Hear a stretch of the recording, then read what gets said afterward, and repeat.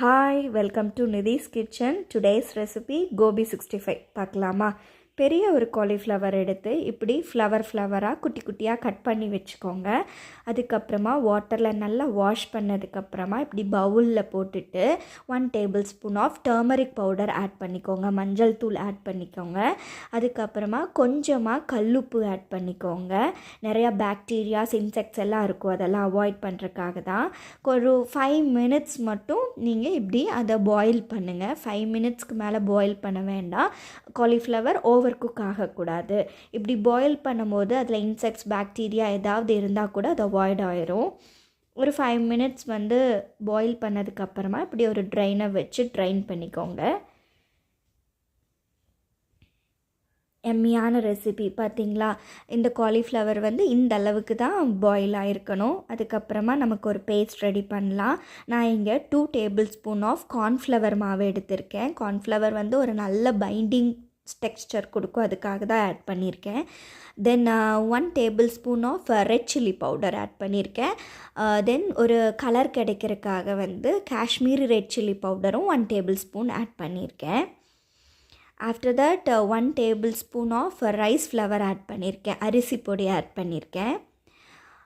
தென் இது எல்லாமே ஒரு பைண்டிங்காக கிடைக்கிறதுக்கு வேண்டி நான் ஒரே ஒரு டேபிள் ஸ்பூன் ஆஃப் மைதா மாவு ஆட் பண்ணியிருக்கேன். தேவையான அளவுக்கு டேஸ்ட்டுக்கு உப்பு ஆட் பண்ணிக்கோங்க. இதெல்லாமே இப்படி மிக்ஸ் பண்ணிக்கோங்க. தண்ணி தெளித்து தான் மிக்ஸ் பண்ணணும். தண்ணி இதில் ஊற்றக்கூடாது. இப்படி தெளித்து இப்படியே ஸ்ப்ரிங்கிள் பண்ணி மிக்ஸ் பண்ணும்போது பார்த்திங்களா காலிஃப்ளவர் எவ்வளோ அழகாக கிடச்சிருக்குன்னு.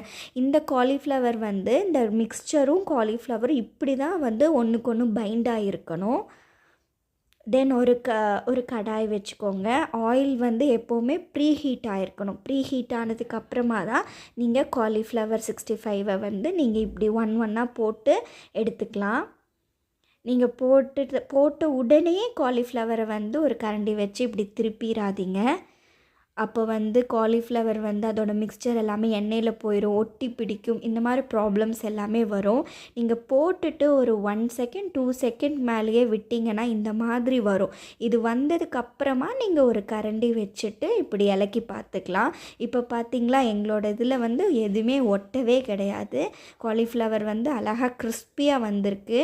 அதே மாதிரி அந்த மசாலாவும் எங்கேயுமே எண்ணெயில் ஒட்டாமல் வந்திருக்கு. பார்த்திங்களா? வாவ், சூப்பராக இருக்கு இல்லையா? இது கிட்ஸோட லன்ச் பாக்ஸுக்கு, ஸ்நாக்ஸ் பாக்ஸுக்கு, உங்கள் வீட்டில் இருக்கிறவங்க ஹஸ்பண்டுக்கு, பெரியவங்களுக்கு எல்லாத்துக்குமே ரொம்ப பிடிச்சமான ஒரு ரெசிபி தான் இது. நீங்கள் ட்ரை பண்ணி பாருங்கள். என்னோடய ஸ்டைலில் நான் செஞ்சுருக்கேன். இதை ட்ரை பண்ணி பார்த்துட்டு உங்களுக்கு பிடிச்சிருந்தா நீங்கள் கமெண்ட்டில் சொல்லுங்கள். வாவ், நைஸ் கலர் காம்பினேஷன் இல்லைங்களா? அவ்வளோ கிறிஸ்பியான ரெசிபி. என்னோடய வீடியோஸ் உங்களுக்கு பிடிச்சிருந்ததுன்னா ஷேர் பண்ணுங்கள் உங்கள் ஃப்ரெண்ட்ஸுக்கு. சப்ஸ்கிரைப் பண்ணுங்கள், லைக் பண்ணுங்கள். பிடிச்சிருந்தா கமெண்ட் பண்ணுங்கள்.